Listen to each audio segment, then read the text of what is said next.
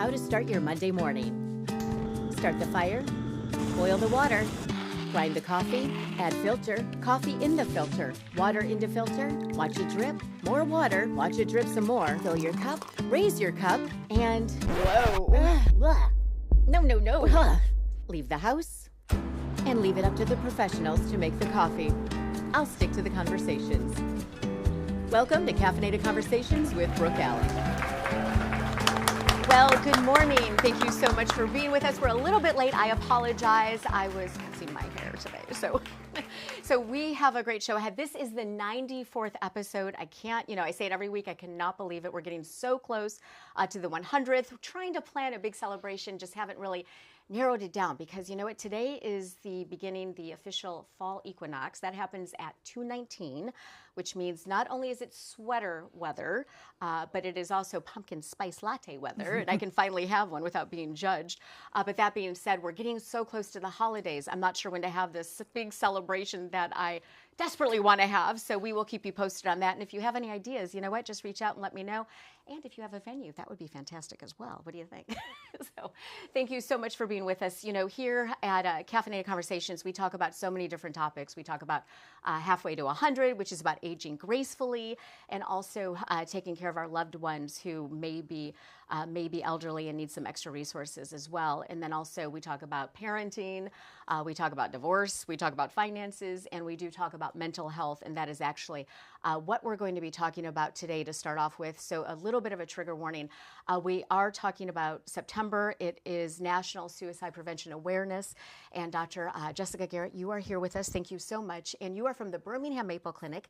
Some of my very good friends are there.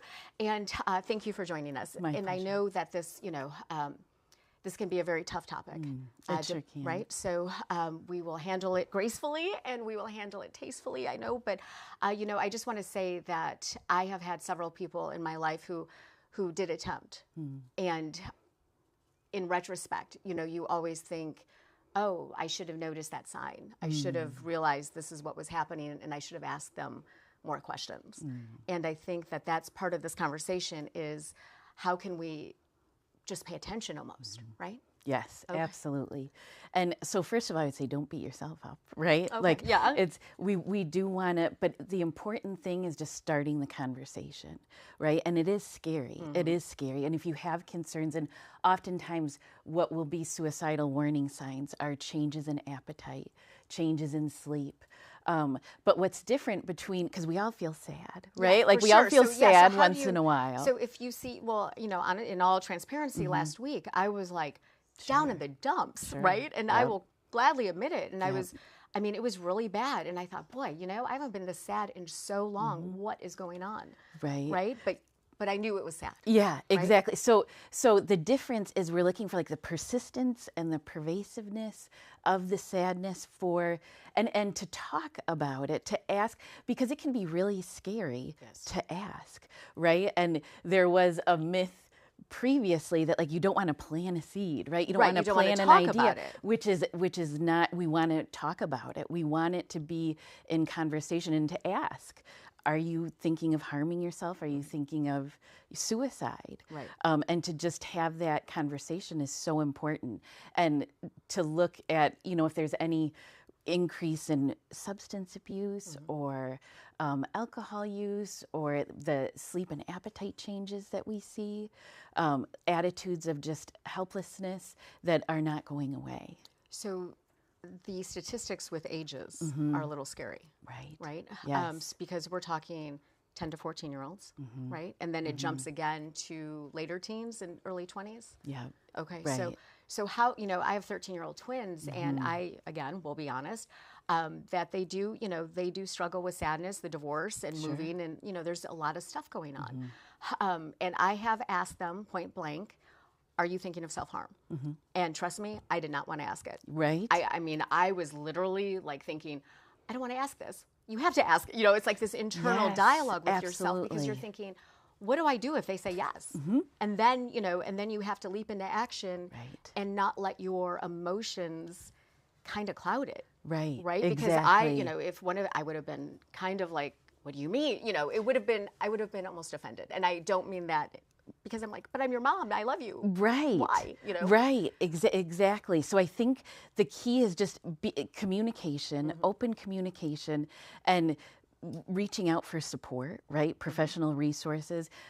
We have, there's numbers to call. There's so many online resources available. And 988 now, 988, right? 988 is the main line. 24/7, you can text that, right? 360, and you can call. text, because a lot of our young people don't like to talk on the phone, Right? Sure. So giving them that option to text, and to just keep those communication lines open, and to let them know, like, we'll figure this out together, right? And non-judgmental.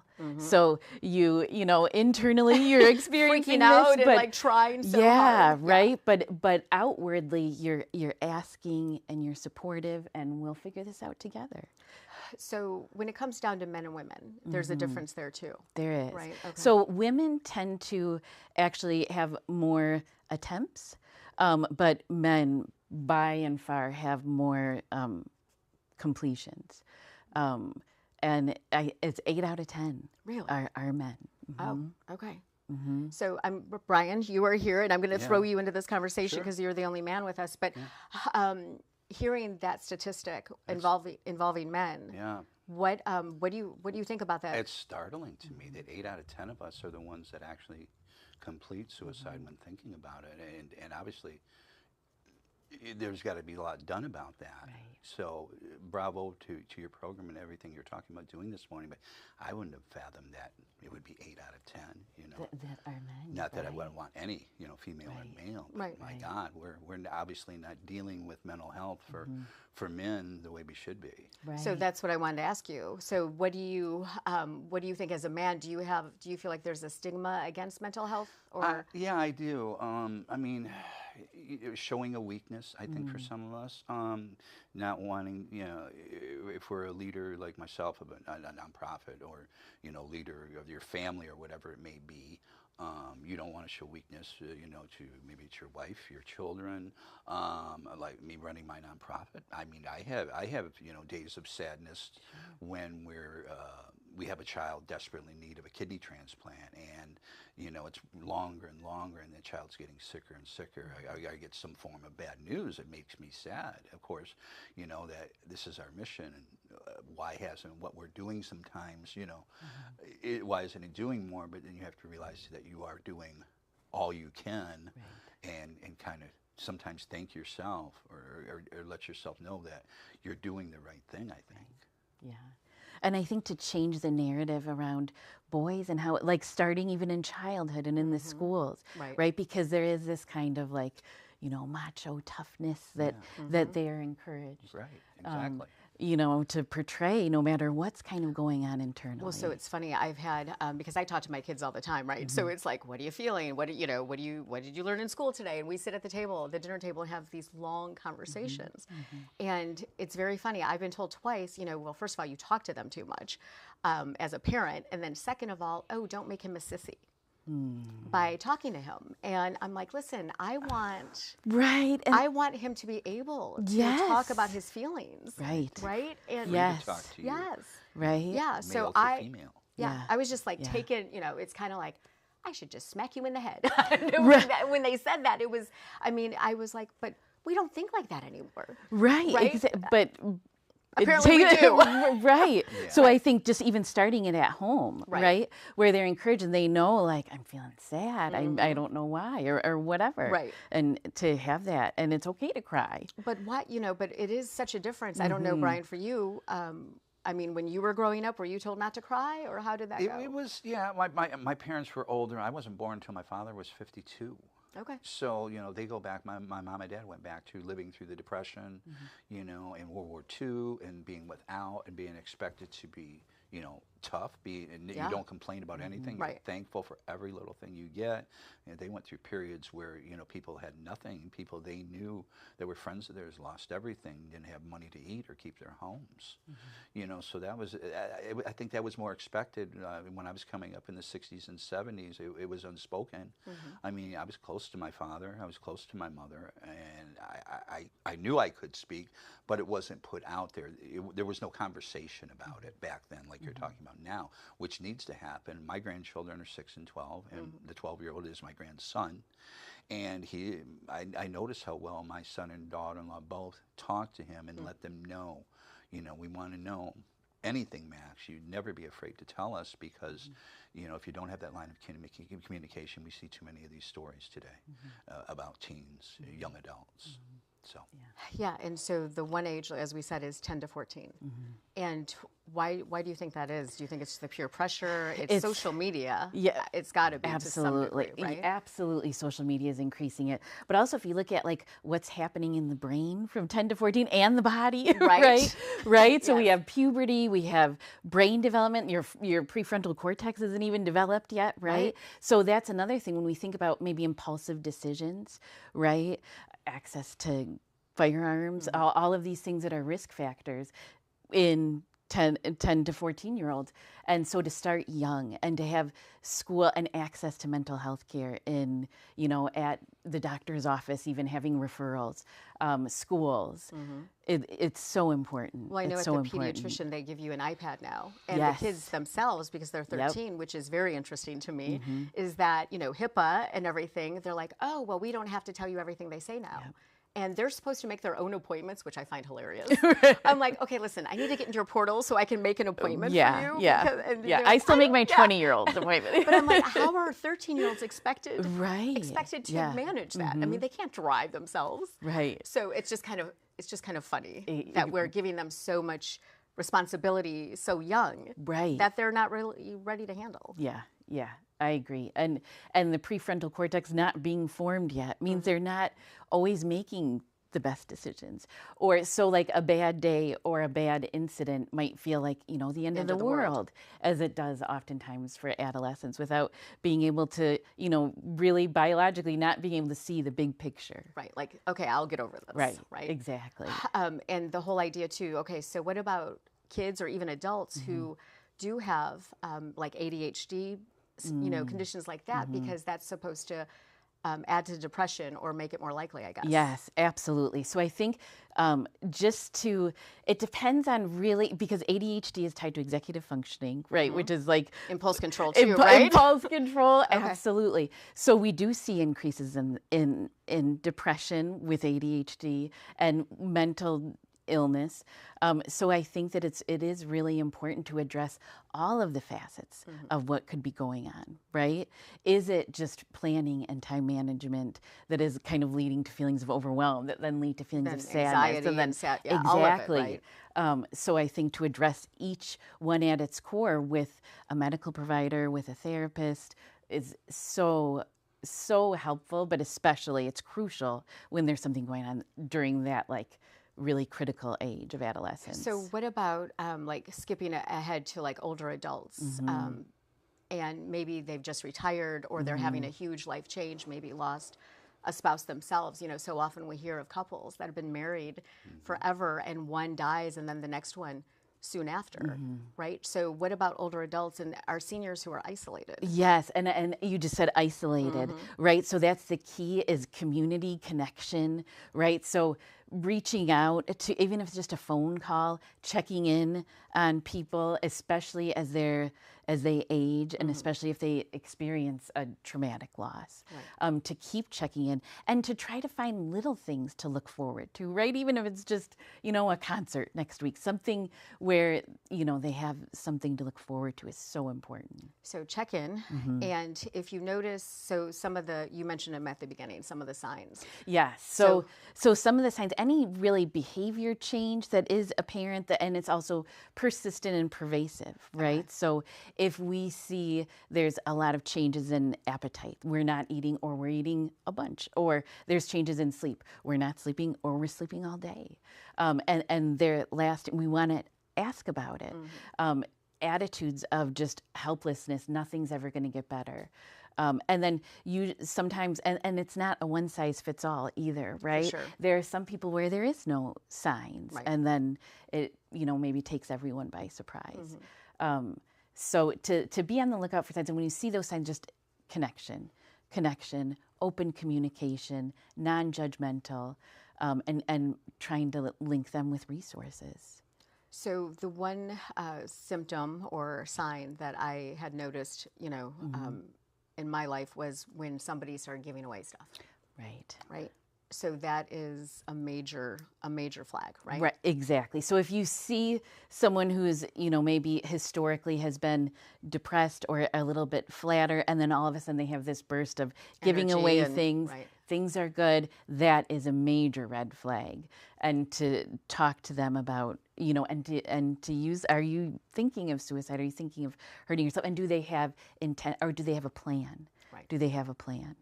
And to get them help. Yeah. Okay, so 988 is the national 988. lifeline, right? Yep. And of course, this is a conversation that we need to have all the time, and right. it's just about paying attention, I think, too, which is hard Absolutely. because when you're wrapped up in your own stuff, you kind of feel like you miss the signs, Right. right? And so, what would you say to somebody who may actually be contemplating self-harm? To reach out. Just to reach out in whatever way is comfortable for you. And whether that's a text because you don't want to talk, whether that's, a phone call, anything. Just reach out to someone and let them know. And we'll talk you through it. Right? And get resources. You don't have to do it alone, and there's hope. Okay. Yeah. And then, Brian, what about you? Yeah, I'm so glad to meet you today because our organization, Kidneys for Kids, we've started what's called a Healthy Minds, Healthy Bodies program this year great. with a local health provider up in Bay City, and we're going to be working with national providers on different things, not only for kidney health, but we found, and this is an adult that brought this up to us recently, and we really didn't think about it before, is the mental health of somebody who's on dialysis. As an adult especially, we hear of people getting to the point where, especially somebody, if they know they're never going to be transplanted, they're never going to be healthy enough to be transplanted, they're going to be stuck to this machine, and I don't want it to sound wrong to dialysis companies because it's a life-saving therapy. It's a necessity to stay alive until transplant. But especially with people that can't be transplanted, giving up. And, if you miss 2 of your dialysis sessions, in a week or go a week without dialysis, let's say, you're going to pass. So that's all you have to do is stop treatment. So we've seen people, we've heard of people either contemplating or doing that at the end. And then you've got to, I've said to myself, well, okay, if I was that miserable at the end of my life, if I was just nothing but sick every day, every moment, and I was voluntarily hooking up to this machine. If you're doing it at home, it's 10 hours a day, 7 days a week, because it's done at a slower volume. You see people going to a center, over here and over there, and they're there 3.5 to 4 hours. They go home, and a lot of times they're so worn out they can't work, or it's the day in between. That's the recovery day, so it disables them. But if you're doing it at home for a child or adult, being a slower volume, usually it's a daily thing. So and it's usually done at night, overnight, and you're supposed to try to sleep, obviously, through this while it's going on. An alarm will go off because something isn't right, the volume So it's like being in the hospital then, when you hear alarms going off. And tube is kinked or whatever. Right. So, try sleeping through that with an adult. If you're a parent, try to do that with a child, try managing that. But so going back to especially the adults, they're the ones, if they're reaching that point. How do they deal with that? How do you deal with somebody with a medical, whether it be cancer or whatever, they've got a terminal illness. How do you deal with someone like that that's just giving up, basically? Yeah, you know what? That is a great question. There are, social workers and therapists who specialize in end of life care or dealing with adults and individuals with chronic health conditions, because that adds a whole nother physical layer on top of the mental layer. So to have your body be in pain and then mentally be in pain can be just, anguishing. So I think there are definitely therapists that specialize in treating, and at hospital there's social workers for right. So to reach out and keep that connection. Yeah, I brought that up. It's just this particular patient. Now she's a friend and an adult that worked for another nonprofit, and she's to the point of being off of work because the dialysis is taking so much out of her, and she has a person with her all the time to to give her confidence. When she's anywhere, this person is with her. Put it that way. And she's the first one to talk to us about this, and she's now part of our committee. how are we going to address this. So thank you for talking about So- with this me today. Brian, you donated your kidney Yeah, I mean, it was in 2012? 2013, Okay. I saw the story in 2012 in Jessica. I gave a kidney to a 10-year-old girl. It's be 13 years. And then January. after you did that, though, because I have a friend who actually donated her kidney to her husband. Yeah. And she was like all of a sudden she got like super angry, and she ended up sicker than he was. Okay. They ended up getting divorced. Oh my. Which was was so traumatizing. But the whole idea of, I think people after a big medical emergency or procedure end up getting depressed as well, right? Because it's a change of life. Yeah. And how about you? Did you suffer from any of that? Or? No, mostly, for us kidney donors, I know so many of us now, there's not near enough of us, but the ones that I know, we'd feel that we'd do it over 1,000 times if we had 1,000 more kidneys. But I also hear from people that, they're very elated. I came home, I donated on Friday. I was home on Monday, and I had a little store open for my clothing brand that people were keeping open for me. And I went in on Tuesday. I was just, wow. I feel this energy, and I just seen Jessica, within the last 48 hours after she received my kidney, and saw how well she was doing. And I did too much, and I ended up tearing some stitches and basically having to lay down for 2 weeks after that. But then we have people that, after that excitement fades, then all of a sudden, maybe they're not getting, maybe they expected something, and you can't expect something from donating a kidney. There's no expectations. You're giving of your free will, and you can't expect a thank you, whether you know the person or not. And I think some people are thinking, well, I did this life-saving thing, and now if it's a person they didn't know, I'm not getting any contact. I put out a letter, and that will depress them, or like we're talked about when we donate, okay, because we have to see a psychologist is the last thing before you donate. So what if, when I donated Jessica, what if I gave that kidney and it fails right away? Now I have one kidney for the rest of my life. There's no going back. And now they have to go find another donor. How are you going to feel? So that's a big thing. And I had to say, I'm putting it basically in God's hands. In my case, I was that I believe that I'm going to do this. It's going to be successful, and she's going to live a healthy, active life, which has turned out to be, and which it turns out to be the majority of the time. But if there's a complication or something like that, that can really set somebody back to saying, why did I do this? Or did I do something that caused that person harm in doing it because something went wrong later on, a complication or whatever, which is very seldom. So, yeah. So there are thoughts, and mental health is an issue no matter what. If you're donating, if you're on dialysis, I mean, it's an issue that people don't have to, but should talk about, and probably the caregivers for these patients too, I would imagine. Right, and probably you need help. wouldn't want to donate a kidney. I see a newspaper story, and that's how I found Jessica. And then I see the same story when I go home, so I felt it was compelled, and I was already involved in trying to help somebody. But, like I say, to do it with any expectation, you can't do that. It's got to be a free will, and whatever happens, happens.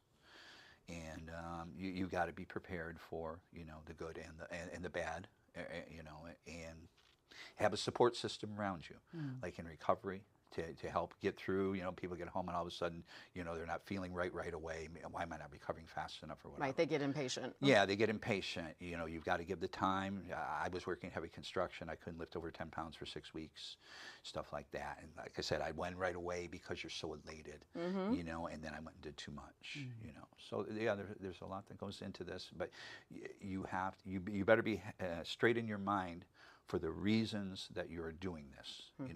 Clearly, why am I doing this, and what do I expect to happen in the end? Excellent, thank you. How can people find you? Are you taking new patients? Are you taking 13-year-olds? No. I do all of our assessments at Birmingham Maple Clinic, so yeah, they can absolutely. Okay. So, yeah. And then you guys specialize in a lot of stuff, We right? specialize in a lot of stuff. And unfortunately, in the state, there's not enough mental health providers. Like, it's a problem. Telehealth has opened some doors, which is great, but telehealth is not always It's weird, appropriate right? or available, right? But it does open, like if we think of our rural areas, For sure. right? Especially where there's, but yeah. So the question was what we offer, and I got sidetracked. But yeah, so we see adults, kids, families, marriage therapy. We have psychiatrists, social workers, psychologists. So you have the whole every- thing. yeah, Okay, so yes. people. Okay, and then website. BirminghamMaple.com. Okay. Yep. Perfect. Yeah. Thank you so much. Yeah, thank Okay, you. we are going to take a quick break. Dr. Saul Kogan, he, I don't know if you guys know him, but you've probably seen him on TV a lot. He's kind of like the media doctor. He is the owner of the Nerve and Disc Institute, and I have been able to talk to a lot of his patients about how good they're feeling after they've seen Dr. Kogan. He's got 3 locations. Let's watch. Okay, so I am here with Bob, and Bob, you are one of Dr. Kogan's happy patients, and you originally went to see him for lower back pain. Yes. Okay, and then what kind of treatment did he do? I had a disc problem, and he did some disc therapy is what he called it, and what Okay. they called it. Right. And I went there for at least 2 to 3 months, and I was strapped on a table where they stretched me out. At least it started out 3 times a week, then I went down to 2, and then after that it was once a week. And how is it now? It's beautiful. I Okay. love my back I do everything. I can get out. So Out and full about. mobility now. Yes. Before I saw Dr. Kogan, I was getting epidural shots in my lower back. And those are not fun. They're not fun, but they worked. Right. Okay. But it wasn't helping the problem. It was masking the problem. Right. Like a Band-Aid. Right. So I saw a commercial with Dr. Kogan, Mhm. and I said, I know that guy. Yeah, I because you had guys known have a him. history, We right? knew each Yeah. other. And I said, I'm going to look into it. And I did. I went. I got went in to get a treatment. And the first day I said, yes, I want to do it. They gave me treatment right away. Seriously. Yes. And that On that the makes a spot. difference too, right? On the Because spot. it's like a consult and then come back and all that, and that wasn't like that. Exactly. So big time saver. Yes. Okay. Full So- mobility now. Yes. Okay. Yes. And on a scale of 1 to 10, how would you rate the doctor? This is one of my favorite questions. Oh, I'd give him a 10. A 10? Yes. Awesome. Thank you so much, Bob. I appreciate your Thank time. you. And of course, if you mention Caffeinated Conversations with Brooke Allen, you will get 50% off your treatment plan. So not a bad deal. I think we've got some takers here. They're nodding their head, so I'm excited about that. His website, are you ready? is Nerve Institute, nervediscinstitute.com, okay? So tell your mom, tell your wife. I certainly Kelly, will. do you need anyone? She's like, no, thank you. Okay, so we have been talking to Brian Martindale. You are the executive director of Kidneys for Kids. We've heard a little bit about your story inadvertently, and thank you for being willing to talk about how your emotional health and men's Yeah. emotional well-being too. So we know that you gave a kidney back in 2013, and Jessica was how old then? She was 10 years old. Okay, and she was 10 years old. How old is she now? She is 23, perfectly healthy. So She awesome. attends Eastern Michigan University. She is getting a doctorate degree in neuroscience. And it was, like I say, a story in the Bay City Times. And then I saw it the same evening. I picked up the paper on on CBS, on her CBS station. And that's how I felt it was meant to be. And tested for her in 2012 in September. She was already in the University of Michigan program. I had already tested for another person almost a year and a half prior. I was going to be a paired donor too. If you don't match somebody in blood type, and that turns people off. A lot of times they see a story and a blood type, and we try not to put blood types in anymore because they'll say right away, oh, they're an A positive, I can't help them because I'm an O. Well, they don't know about, and sometimes transplant hospitals or programs aren't good enough about explaining paired donation. So what I was going to do, I was going to donate to somebody I matched perfectly. Oh. That produces a voucher. You designate that voucher then to the person that you wanted to give your kidney to, and then that puts them in the first number 1 on the list in that pool, and then they're matched with the next best kidney. So by giving in a paired donation, you're actually saving 2 lives. Wow. So I'd already gone through that process. So I went through this retesting, and Jessica and I matched as if we were siblings. There are different factors: blood tissue type, cross matching, and DNA factors. And the closer you match in each one, the better chance the person is going to keep your kidney for a long period of time. It's not going to be rejected. So we match as if we were siblings. We never met. We live 4 blocks apart. Seriously? Yeah.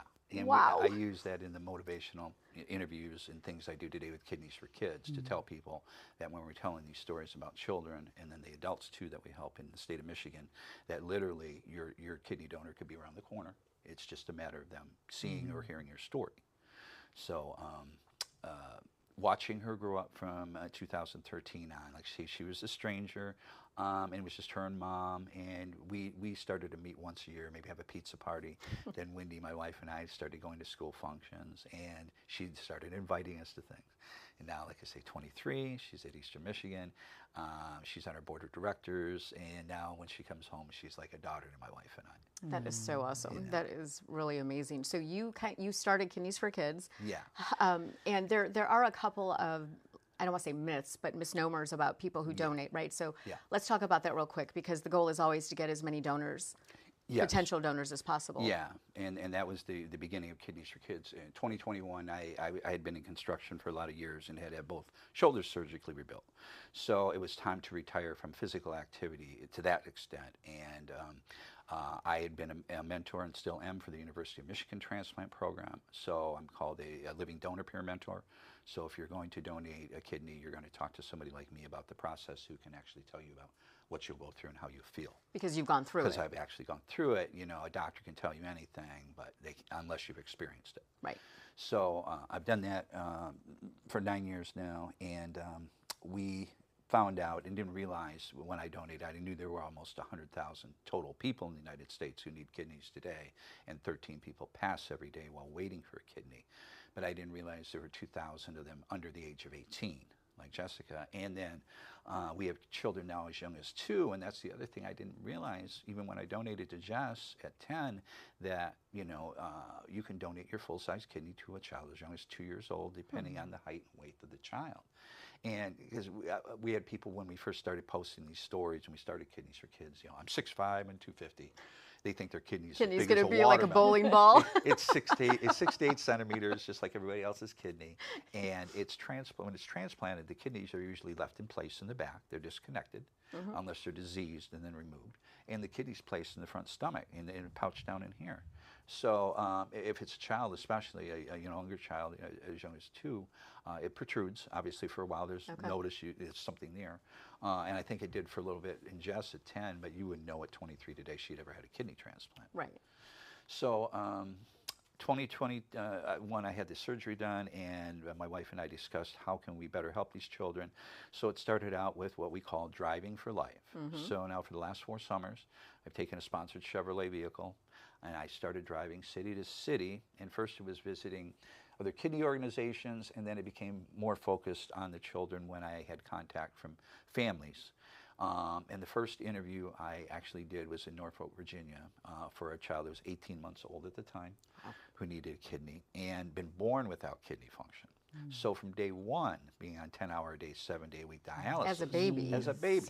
So, you know, you think about this. You have a child that young, you're going to roll around and move. How do you control that? So mom and dad had cut a slit through the crib, had a recliner next to it, and every night, one slept in bed and one slept in the crib for 19 months, holding Cooper until his dad ended up being a kidney donor. I drove all the way to Virginia. We did a TV interview. The day we did the TV interview, we get a call from all of the news stations that are supposed to show up. There'd been a double murder. So you get, and I found that this would happen. You know, if I could have the best scheduled interview in a town, set up at a hospital, whatever, this family, and something happens. Yeah, there's breaking news. Breaking news, and they will go to the breaking news over a child that's literally dying for a kidney. So we did the interview by Zoom when I returned to Michigan. He got the kidney from his dad. His dad hadn't known at the time we did the interview if he could donate or not. But the story spurred 5 other people to donate kidneys who couldn't donate to Cooper. And then it was part of it was a paired or chain donation, and part of it was a couple individual donations. And then another man came forward and donated part of his liver because he couldn't donate a kidney to a boy in Maryland. So seeing the power, how I can use the media. Ripple effects. Right? Yeah. So the ripple effect. So then the next couple of years I went 5,000 and 7,000 miles. And this year we had a little bit broken up trip into 3 sections. But what we do now for most of the interviews, we schedule them at the transplant hospital where the child is being taken care of. And we have the family there that way. We have the team of doctors and everybody involved in the transplant and the child. And it's a much more informative interview. And then if the hospital schedules it with the media, they actually show up. You know, more so if they issue a official press release. And in doing these stories like that, we've helped to match 14 different donors with 14 kids. That is awesome. Since 2022. Our goal from the beginning was to match at least 100 donors with 100 children. It sounded like it was attainable very fast because, you know, in my mind, okay, I'm going to be in Los Angeles today, and this interview is going to be on CBS, and it's going to reach this many thousand people. But you have to have this, you know, X amount of people actually pay attention to the interview, to be involved in the interview, or for them to attract them to say, wow, maybe I can do something about this. I think it takes a special person to be willing to say, you know what, I'm going to Yeah. test for this, and by golly, if I'm a match, I'm doing it. Right. So just to get those people that will even test, and then out of the people that test, you're only going to have maybe have 200 and 100 people, or maybe a few more out of those 100 that actually passed all their tests, qualify, and then said yes, because you can do all the testing, and some people will get to the point where either relatives have talked them out of it, Right. family members. What if I need a kidney? You're giving your kidney away to somebody else. And money-wise, you're going to take 6 weeks off of work like I did. Okay. If you're in heavy, you know, doing something heavy, administrative, maybe you can go back to your desk job in 2 weeks, but whatever. You're going to have costs of going back and forth for your aftercare. So who does insurance pay for this transplant? The or? transplant recipient's insurance pays for your surgeries and everything, Okay. and your follow-up visits. But you're still, like, I was 100 miles away from U of M living in Bay City, so going back and forth, you know, a few sure. times for follow-ups, and that lasts for a couple years. And me taking off of work, you know, I'm missing a few $100s. It's a big commitment all the way around, right? Yeah, exactly. And then, you know, you're trusting your health is going to be like mine is. You know, I feel like I'm a 30-year-old. I'm going to be 64 next year. And that's what most of us feel afterwards. We tend to be healthier because if you passed all those tests, you're one of the healthiest people in the country, healthy enough to donate a kidney, and then you know afterwards, I've only got one bean left. I better take care of it. Right. Because like Jess, she's got my other one, and you know, so you got to have the mindset, obviously, to want to do something, you know, without expecting something in return. You know, Jessica and Stacy could have stayed strangers after that, said they wanted to be private, like a lot of people do. Right. And we've had people like myself then like, you know, what happened? I gave this kidney or whatever. You know, it's done out of generosity with no financial return, no gain of any kind, but knowing that you gave part of yourself to save a life. For sure. So the biggest trip this is why I'm glad to be on with you today. These 4 years have led up to 2026. There's never been a year where there's been 7,000 people in the United States, adults, donating to both adults and children. So there's never been 7,000 living kidney transplants in one calendar year. As close as we've come, 6,835 before COVID. And then it went down. But every year we get to 6,000, 6,500, and it stops for whatever reason. The rest of the kidneys people receive are from deceased donors donating afterlife. Okay. So we're trying to motivate at least 7,000 people next year in 2026 to donate kidneys. And we're calling this the Drive to 7,000. The trip I've taken every year is called Driving for Life. So this Drive to 7,000, we're trying to do it in concert with, we're asking like the National Kidney Foundation to participate, the American Kidney Fund, who I've worked with before, National Kidney Registry is already on my car. They've been a blessing to work with the last couple of years. Oh yeah, because you have that car that's wrapped, so you might see him around. Yeah. If you see a blue and green Equinox that's just neon-like, that looks like a NASCAR, that's me. Matches his shirt, right? Yeah, it matches the shirt. So yeah, now we're all color coordinated. But so next year in 2026, it's going to be a summer trip still. It's going to entail 30 cities, driving 12,000 miles to these transplant centers, but not just doing these television interviews now. We're going to have a healthcare event in each city. We're asking organ procurement organizations, because there's been so many stories lately about deceased organ donation, sensationalized, that people are you know, having organs harvested while still alive. And there are things that have happened that need to be taken care of in organ procurement and you know, in transplantation for deceased organ donation. There's been some things that have gone on that need to be monitored and that have been investigated, and some things that need to change. But that's not the norm. No, that's right? not I mean, the norm. The norm is, you donating, your heart, liver, lungs, and all the afterlife, and you're saving a life. You're leaving your greatest legacy. So what we're asking organ procurement organizations to do when I get to these towns is like, work with this now. Don't just promote signing up for deceased organ donation. Help us push living donation, and in return, we'll help build a positive narrative all summer when we cross the country and have your organization, your OPO in the state, because they're all different in every state, as part of this event. And let us go out there and talk about what's real and what's not, and hopefully because people are removing themselves from the list right now with all these sensationalized stories.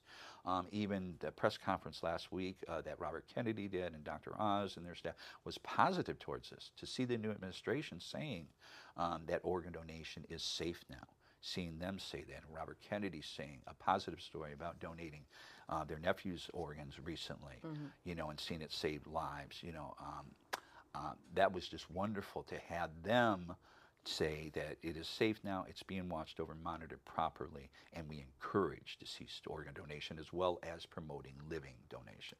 So that's what we hope to do next summer, make history by breaking that 7,000 plateau, getting more people than ever to donate, getting more people to come back to sign up to the deceased list, and saving these children's lives.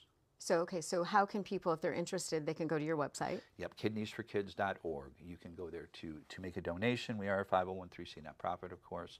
All this is done with sponsorships and, public donations. You can find a clothing brand I have there called Carmack Apparel, too. If you like T-shirts and hoodies that promote kindness, visit our website there. It'll take you to our clothing brand. Every time you buy something, 20% of the profits go to Kidneys for Kids.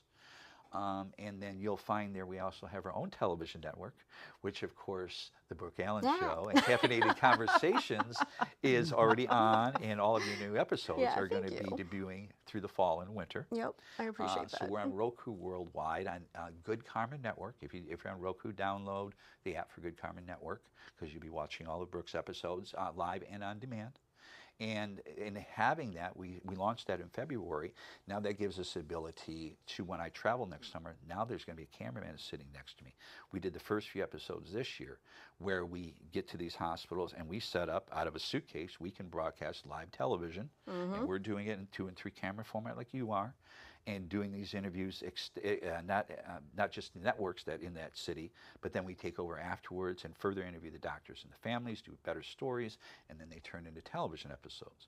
So now next summer for the 12,000 Miles, it's all filmed as a reality series, but not sensationalized. It's really what's happening, to everything that goes into finding, an organ for somebody, motivating somebody to become a donor, what goes through the transplant, and all of that. That's amazing. So, and that will be our, featured series that we're building everything around on the network, and that will go into a documentary, and hope, like I say, to just contributing to saving more lives faster. Right, and raising awareness, right? It's all about raising awareness. About kidney health, and like I talked to you about, we have a new Healthy Mind, Healthy Bodies program. We've started with a local organization up in the Bay City, Saginaw area, and we're asking every hospital that becomes a partner of ours to become part of that, promoting physical and mental health. That's great. For our kids, and we help adults too in Michigan. If you're watching and you need a kidney transplant, we will help recruit a donor for you, as well as provide up to $1,000 per year grant services, and that's to cover costs not covered by insurance.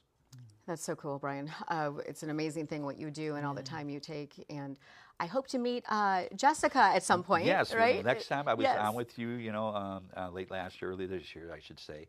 And next time, Jessica is very interested in coming out and meeting you. Excellent. And talking.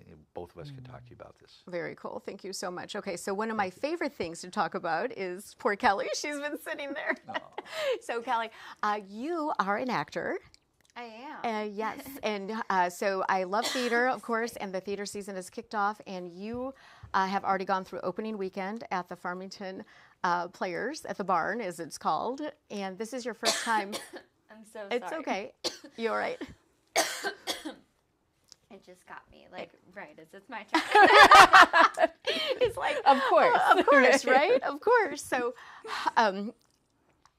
you good? Yeah. Okay. Thank you. Okay, so what is the show that just opened? The show is called Clybourne Park by Bruce Norris. And it's a Tony Award-winning show, right? Yep. Pulitzer Prize winning as well. Yes. So, okay. So tell us what it's about. So the play is like an imagining of a follow-up to A Raisin in the Sun by Lorraine Hansberry. So the first act takes place in 1959 in Chicago in the house that the family from A Raisin in the Sun is planning on moving into. Oh, okay. In a predominantly white neighborhood, and then a neighbor disrupts the afternoon of packing to bring a lot of racist opinions into the house and try to convince the family not to sell their house to the black family. Okay. The second act then is a whole different cast of characters, but in the same house. Okay. And now the conversation is more around gentrification because the entire community has experienced white flight and is now a predominantly black neighborhood that a white family is planning on moving into the house. So it's kind of reversed. Mm-hmm. Do you play two characters? I do play two characters. Okay, so who do you play? I play Bev in the first act, she who owns the house, and then the second act I play Kathy, who is a lawyer. Okay. And so what age would you say this is appropriate for? I would say like mid-high school students through adulthood, because there's a lot of profanity in it. There are some sensitive subjects around suicide as well, on top of racism. So, I mean, there's a lot of really good conversations, but I would not suggest taking maybe like a mature middle schooler, but if you've had those conversations in the past, but there's a lot of strong language for sure. Don't take elementary school students to it. What has been your challenge playing these parts? The lines. I mean, it's a lot of talking. It's a lot of talking, and it's a lot of talking over people. And then there's the added element of playing. Normally, I play roles that are generally younger than me, but I'm playing up this time, which is an interesting new challenge. And I mean, 1959 is very stylized. Mm-hmm. Then in 2009, my character is a bit of a hoot. So have you enjoyed doing this or playing this? It's different from what you're used to? Oh, yeah. I've enjoyed it a lot. It's I mean, on top of, this is my first time working with the Farmington theater, like the Farmington players. So it's been a lot of fun meeting a lot of new people from different backgrounds, and it is community theater. Mm-hmm. It's been a very supportive environment to be in. The director, Ben, he's very great. And very supportive when I was having a hard time with my lines. You're like, line. Well, I joked before we came on. I was like, I'm always used to writing my lines on my hand. Like, okay, I used to be able to remember everything, right? And I guess that's part of getting old. It's like, you're like, okay, line, they're like, okay, your line is your line. That just, just say it. But it is so stressful. You guys open. How were the houses this past weekend? Good. A lot of people. Yeah, Friday, we did a show Friday night, Saturday night at 8 p.m., and then Sunday at 2. Okay. The Sunday show was surprisingly a lot fuller than I expected, and then Friday and Saturday, I think maybe like 2/3 full. So. Okay. And the barn is, that's a nice theater, and it's got a lot of seats. Oh, yeah. Yeah, so it's a beautiful stage. So you guys run for what, 2 more weekends or 3? 2 more weekends. Okay. And then 8 o'clock curtain? Yes. Okay. And what's your next audition going to be for? Any idea? Oh, I don't know. a lot of the auditions have already happened, so I think I just need to wait for next spring, season. right? Yeah. Yeah. That's the whole thing. You got to hit it when it's hot, right? But how long have you guys been in rehearsals for this? Oh gosh, I think it was a 10-week rehearsal, but we had less rehearsals through the week on average, so it definitely was, all those weeks were necessary. Right. And definitely not a musical, because some people are like, oh, is this, oh, I love musicals. And then they go to a show, they don't do any research. And it's like, this is not a musical. No, you'll have to go back for Hello Dolly. Right. It's like, hello, Dolly. Okay, and you can buy tickets at the door too, or? Yeah, you can buy tickets on the door, online. You can call the box office. They are assigned seating, so oh, that's right. Online you can choose your own seats, but they'll help you at the door as well. Right, so positive experience for you. Yes. Okay, so what has been your most favorite role that you played? Oh, that's such a hard question.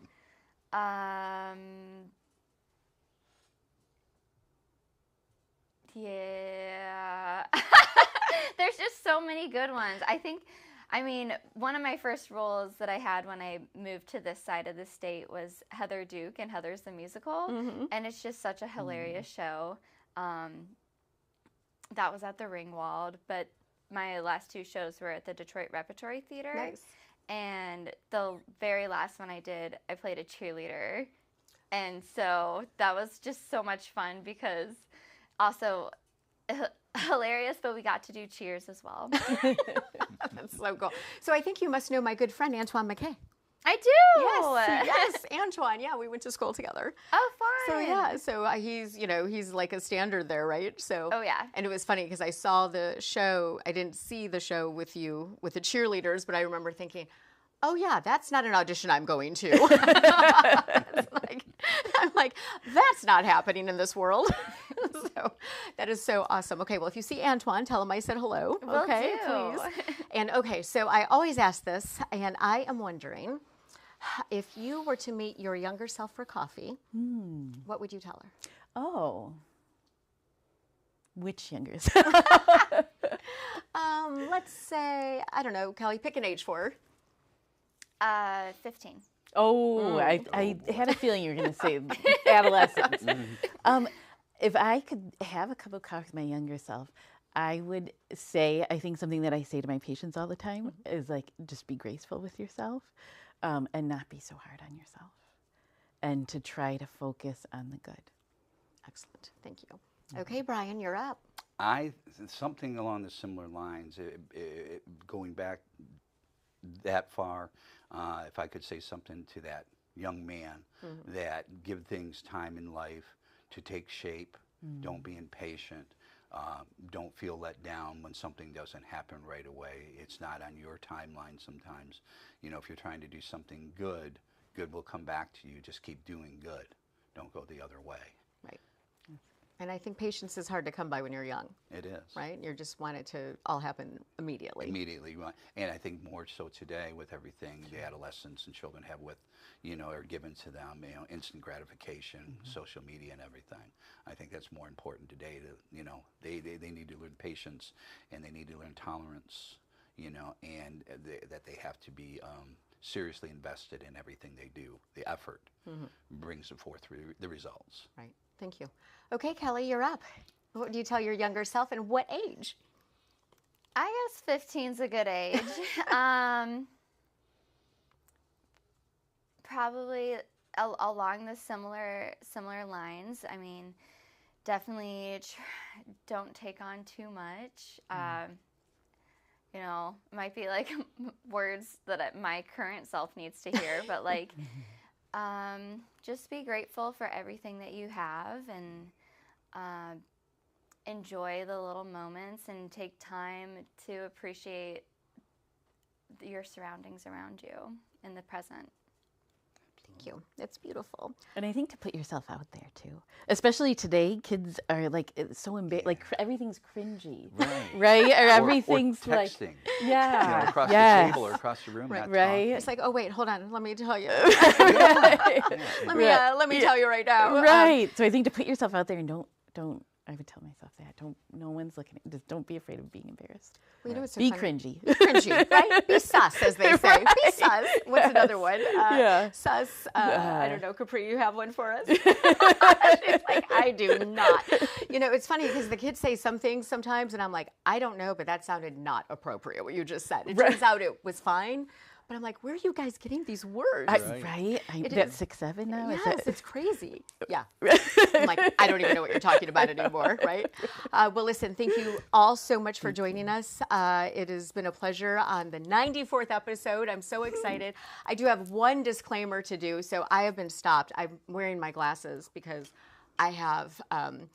So I have like a black eye, and I've actually been stopped, and I was moderating an event last week. People were like messaging me after saying, hey, are you okay? What's going on?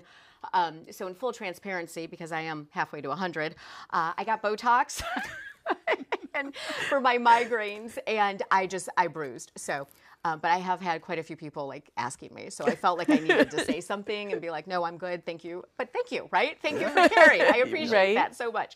Okay, well, I don't know about you guys, but I'm going to get that pumpkin spice latte because the fall equinox, it is happening at 2:19, all right? So thank you so much. And like I always say, keep the coffee hot. We'll see you next week. Bye-bye. Thanks. Yay. They-